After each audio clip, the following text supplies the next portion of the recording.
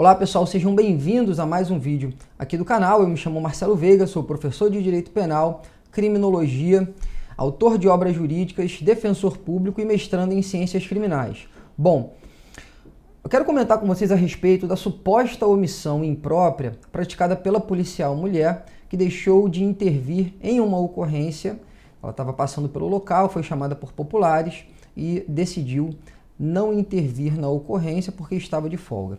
Eu assisti muita coisa na internet, vi o vídeo e em razão da quantidade de coisas que eu não concordei com os comentários, eu decidi trazer a minha opinião aqui baseada nas literaturas que eu vou indicar para vocês. Bom, a primeira pergunta é: o policial é garantidor por ser policial? Eu posso afirmar com base na doutrina amplamente majoritária que não. Tá? O policial ele tem um dever especial em razão do seu cargo. É aquilo que a doutrina chama, e aqui eu vou citar o Cláudio Roxinho, o Juarez Cirino dos Santos, de posições especiais de um dever. Essas posições especiais de um dever exigem de certas pessoas, de certas autoridades, uma assunção acrescida de riscos em razão da sua atividade. Tá? Então o policial ele tem um dever de assumir riscos acrescidos em relação às outras pessoas, o bombeiro, o médico. Agora na pandemia a gente viu isso, os médicos se expondo ao risco para fazer atendimentos. Tá? Então essas pessoas elas têm uma posição especial de um dever. Essa posição especial de um dever, ela é uma posição que limita o estado de necessidade, mas não caracteriza essas pessoas como garantidores. Isso porque nós não adotamos mais uma posição formalista da teoria do dever jurídico que possuía, à época, uma afirmação baseada numa concepção formal de dever jurídico que era possível constituir garantidores em razão de um dever que decorria do cargo. Nós não adotamos essa posição. Então, o policial ele não é garantidor por ser policial. Ele pode ser garantidor caso ele preencha uma das circunstâncias previstas no artigo 13, parágrafo 2º, que é chamado pela doutrina de cláusula de equivalência ou de cláusula de correspondência. Tá?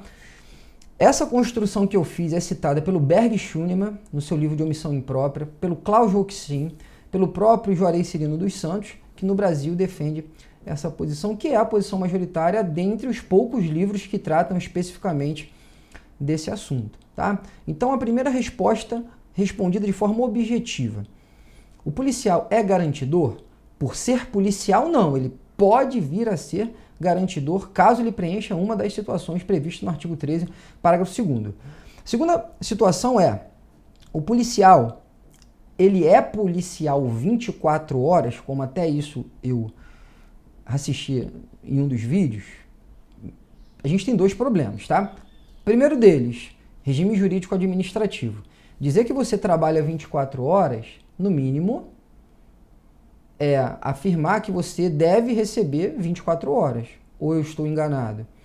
Porque se eu passo a exigir de um policial que está no shopping, sentado, almoçando com a sua família na praça de alimentação, que ele, quando armado, tem a obrigação de intervir diante de um assalto na loja, eu estou dizendo que aquele policial ali, quando ele sair de casa, ele vai ficar de sobreaviso.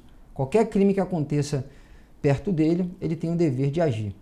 Ah, mas o Código de Processo Penal determina que os agentes da autoridade, os agentes públicos devem prender em flagrante. Perfeito. A questão é, quando o policial está de folga, ele se submete a esse dever? Majoritariamente, aqui por todos eu vou citar o professor Nestor Távora, esse dever não alcança o policial de folga, nas férias, de licença, tá? Porque é um dever que decorre do exercício do cargo.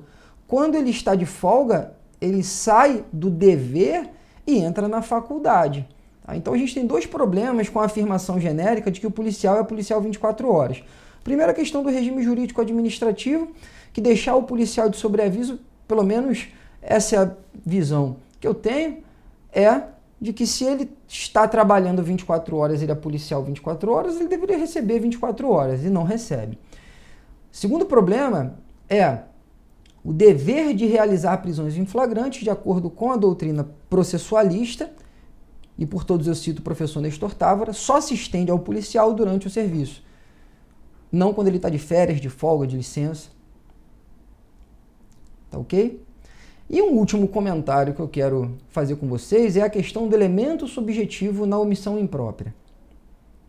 Bom, exige-se do garantidor uma espécie de aderência ao dolo daquele que realiza o comportamento por ação. Qual é a vinculação que ele, garantidor, tem com o resultado praticado? Pessoal, o elemento subjetivo na omissão imprópria pode ser praticado de forma dolosa ou culposa, não é um elemento subjetivo direcionado à produção do resultado. Tá? Esse é o primeiro ponto. Então, aquele que se omite de forma dolosa, o dolo dele não é em relação ao resultado. Ponto. Dentro dessa perspectiva, ainda é discutido na doutrina qual é o nível de exigência que deve ser feito no elemento subjetivo na omissão imprópria. Por exemplo, majoritariamente na literatura estrangeira, os autores vão afirmar que o garantidor não precisa ter vontade. O dolo do garantidor prescinde de vontade. Basta que ele tenha o conhecimento da situação de risco e o conhecimento do dever de agir. Porque isso quem diz aqui no Brasil, reproduzindo uma afirmação do próprio Roxin, é o Juarez Cirino dos Santos. Porque a decisão de não agir é a exceção. Aconteceria em casos raríssimos. Aí ele cita o exemplo do médico que decide não curar o paciente por algum motivo. E que não devemos fazer essa exigência. Ou seja, o omitente que age dolosamente, isso na figura do garantidor, ele não precisa ter consciência e vontade, basta que ele tenha consciência. Consciência do quê? Consciência da situação de risco e consciência do seu dever de agir. Mas não se exige, presta atenção, não se exige qualquer vinculação subjetiva daquele que se omite para com o comportamento praticado por quem deu causa fisicamente ao resultado. Há ainda uma segunda posição trazida, por exemplo, pelo Juarez Tavares, que afirma que também na omissão imprópria o dolo daquele que se omite deve ter o elemento cognitivo, formado pelo conhecimento, pela consciência e pela vontade, mas não é uma vontade para a produção do resultado típico causado fisicamente pela ação, mas é uma vontade de não realização do comportamento que dele se espera. Ou seja, se exige essa vontade de não realizar o comportamento, essa decisão de não realizar o comportamento. Tá? Então, são as considerações que eu achei importantes. Tá? Primeiro ponto, policial não é garantidor por ser policial. Nós já há muito tempo não adotamos uma consequência jurídica da teoria formalista de dever jurídico. Tá? Isso está muito bem explicado no livro do Berg Schunemann. Essa constatação de garantidores em razão de um dever que decorre do cargo não é adotado. Tá? O policial pode ser garantidor caso ele se encaixe em uma das alíneas do artigo 13, parágrafo 2º, mas ele não é em razão do cargo. O que há de especial na figura do policial são as posições especiais de um dever, que é limitadora do estado de necessidade. É outra coisa. Tá?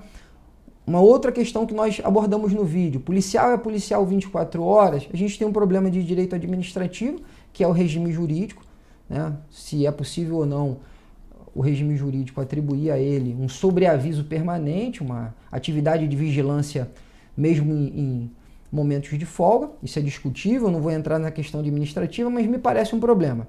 Uma outra questão também é que a própria doutrina processualista afirma que o dever de realizar a prisão em flagrante não se estende ao policial de folga, de férias ou de licença. E por fim, a questão do elemento subjetivo na omissão imprópria. O garantidor ele pode agir de forma dolosa ou de forma culposa. Quando ele age de forma dolosa, há duas posições em relação à caracterização do dolo do garantidor. A primeira posição majoritária de que o dolo do garantidor não exige vontade, basta a consciência, ou seja, o conhecimento da situação de risco e o conhecimento do dever de agir. Uma segunda posição, Juarez Tavares afirma que também o garantidor deve agir com consciência e vontade, mas lembrando que não é uma vontade em relação ao resultado, é uma vontade em relação à sua omissão, à infração do dever, tá ok? Muito obrigado, espero que vocês tenham gostado e estou à disposição para qualquer dúvida, tá bom? Um grande abraço.